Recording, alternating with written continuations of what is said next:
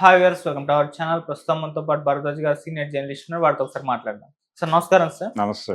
Sir, ఢిల్లీలో ఎన్నికల ప్రచారం కొరకు ఎన్డీఏ కూటమి నుంచి పవన్ కళ్యాణ్ గారు అండ్ నారా చంద్రబాబు నాయుడు గారు ఇద్దరు కూడా క్యాంపెయిన్ చేయబోతున్నారు సార్. అయితే పవన్ కళ్యాణ్ గారు క్యాంపెయిన్ మహారాష్ట్రలో మనం చూసాం, అక్కడ వర్కౌట్ అయ్యి కూటమి గవర్నమెంట్ ఫామ్ చేయడం చూస్తాం. మరి ఇక్కడ కూడా ఢిల్లీలో కలిసి వస్తుంది పవన్ కళ్యాణ్ గారు క్యాంపెయినింగ్ అని చెప్పేసి ఇప్పటి నుంచే కూడా అభిమానులు అయితే హ్యాపీనెస్ వ్యక్తం చేస్తూ వస్తున్నారు సార్. మరి పవన్ కళ్యాణ్ గారి క్యాంపెయిన్ ఢిల్లీలో ఏ మేరకు బీజేపీకి సహాయపడుతుంది, మీరేం చెప్తారు సార్ ఆయన క్యాంపెయిన్ పైన? అంటే తెలుగు ప్రాంతం నుంచి ఉన్నవాళ్ళు అన్ని చోట్ల ఉన్నారు, అక్కడ ఉన్నారు, ఢిల్లీలో కూడా.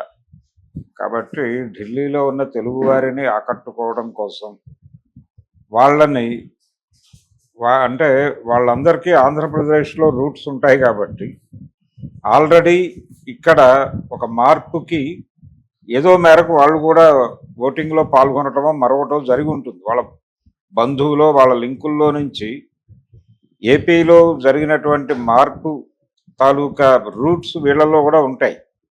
సో ఆ రూట్స్ను ఒక్కసారి తడిమి మేము అంటే ఇబ్బందికర పరిస్థితుల్లో ఉన్నటువంటి ఆంధ్రప్రదేశ్ను కాపాడి గట్టెక్కించి అభివృద్ధి పథంలో ముందుకు పరిగెట్టిస్తున్నాము అని చెబుతూ ఈ కార్యక్రమం ఇంత సమర్థవంతంగా మేము నిర్వహించగలగటానికి కారణం నరేంద్ర మోడీ గారు, వారి సమర్థవంతమైనటువంటి నాయకత్వం అని చెప్పి వాళ్ళని అట్రాక్ట్ చేయడానికి వీళ్ళకి కొంత ఏరియా ఉంది, ఒక స్పేస్ ఉంది వీళ్ళు మాట్లాడటానికి. ఓకే.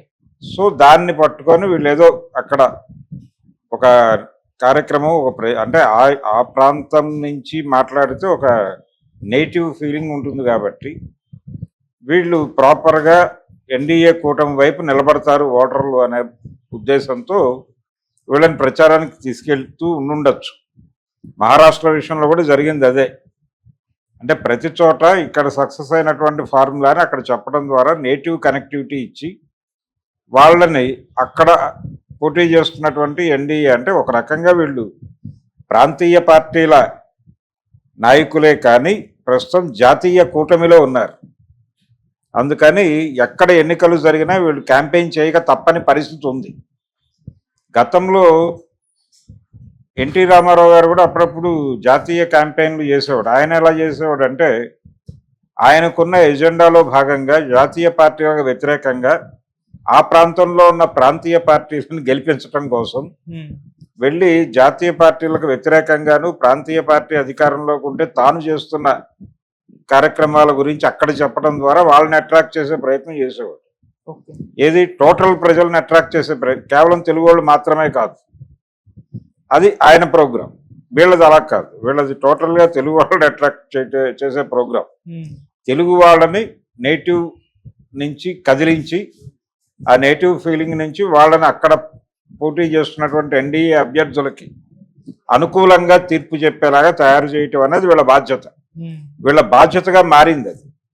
ఎందుకంటే వీళ్ళు జాతీయ కూటమిలో భాగస్వాములు కాబట్టి వీళ్ళని ప్రాంతీయ పార్టీల నాయకులుగా చూడలేని పరిస్థితిని కల్పిస్తుంది బీజేపీ. సో బీజేపీ ప్రోగ్రాంలో భాగంగా వీళ్ళు వెళ్తున్నారు తప్ప వీళ్ళకేమీ వీళ్ళ ఉత్సాహమో వీళ్ళ వ్యవహారమో కాదు. ఇంకొక విషాదకరమైన పరిస్థితి ఏంటంటే ఓటర్లని బేఖాతరు చేసి యాంత్రిక విజయానికి కూడా పాల్పడుతున్నటువంటి ఒక సందర్భం ఉంది. తాంత్రికము యాంత్రికము రెండూ నడుస్తున్నాయి ఎన్నికల్లో. ఓటర్ రహిత ఎన్నికల దిశగా ప్రపంచం నడుస్తోంది.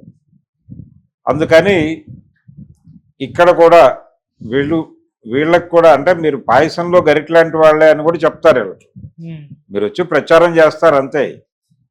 ఇప్పుడు ఏదో మహారాష్ట్రలో గెలుపుకు పవన్ కళ్యాణ్ని సింబల్గా మార్చడం అనేది వాళ్ళు అంగీకరించరు. కేంద్ర నాయకత్వం డెఫినెట్గా అంగీకరించదు. ఇది ఒక ఆటలో ఎన్డీఏ గెలుచుకున్నటువంటి గేమ్గా మాత్రమే చూస్తారు తప్ప ఇది ఏ వ్యక్తికో సంబంధించింది కాదు. అది ఎన్డీఏ విజయమే. పవన్ కళ్యాణ్ వెళ్ళటం వలన అక్కడ విజయం సాధించారు ఇవన్నీ కాదు. కాబట్టి ఇప్పుడు ఢిల్లీ క్రీడలో ఈయన వెళ్ళినా కానీ అది కేవలం ఈయన అభిమానులు జన సైనికులు ఇంటర్నల్గా మాట్లాడుకోవడానికి బాగుంటుంది తప్ప, ఉత్సాహంగా మాట్లాడుకోవడానికి బాగుంటుంది తప్ప ఓపెన్గా మాట్లాడే పరిస్థితి కాదు. ఓపెన్గా మాట్లాడితే వాళ్ళు సీరియస్గా తీసుకుంటారు. కేంద్ర నాయకత్వం. ఇది మా డిజైన్లో భాగంగా మీరు వస్తున్నారు. చంద్రబాబు కూడా క్లెయిమ్ చేసుకోవడానికి ఏం లేదు అక్కడ. చంద్రబాబు కూడా సైలెంట్గా వెళ్ళి ఇచ్చిన స్క్రిప్ట్లు చదివి వచ్చేయటమే. అంతకు మించి ఓవర్గా చేసే పరిస్థితిలో వీళ్ళు లేరు, కండిషన్ కూడా లేదు. అలాగే రేపు పొద్దున వాళ్ళు జగన్ను కూడా పిలిచి ప్రచారానికి రమ్మంటే వెళ్తాడు ఆయన కూడా. ఏదైనా జరగచ్చు. అంటే ప్రస్తుతం ఎన్నికల వాతావరణాన్ని ఇన్ టోటల్ బీజేపీ తనకు అనుకూలంగా డిజైన్ చేసేసుకుంటోంది. కాంగ్రెస్ పార్టీకి ఎక్కడా కూడా ప్లేస్ లేకుండా చేయటానికి ఎన్ని మార్గాలు, అంటే కోల్పోతున్నది ఏమిటో వాళ్ళకి అర్థమైంది. ఈ కోల్పోతున్న దాన్ని ఎలా సాధించుకోవాలో కూడా వాళ్ళకు ఒక ఆల్టర్నేటివ్ ప్లాన్ ఉంది. ఆ ప్లాన్ని బలంగా అమలు చేస్తున్నారు.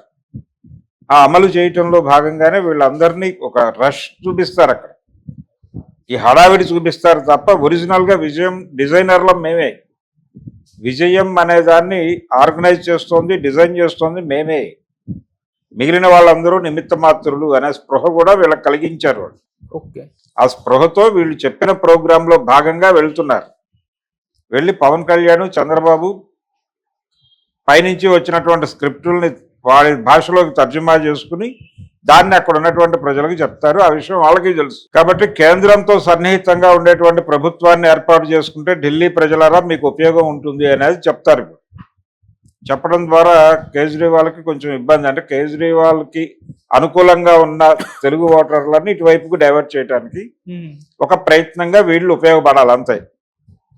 ఉపయోగపడితే వీళ్ళ వల్ల మేలు జరిగిందంటారు, లేకపోతే మీరు వచ్చి ఎంపీ కేర్ అంటారు. ఏదైనా జరగచ్చు.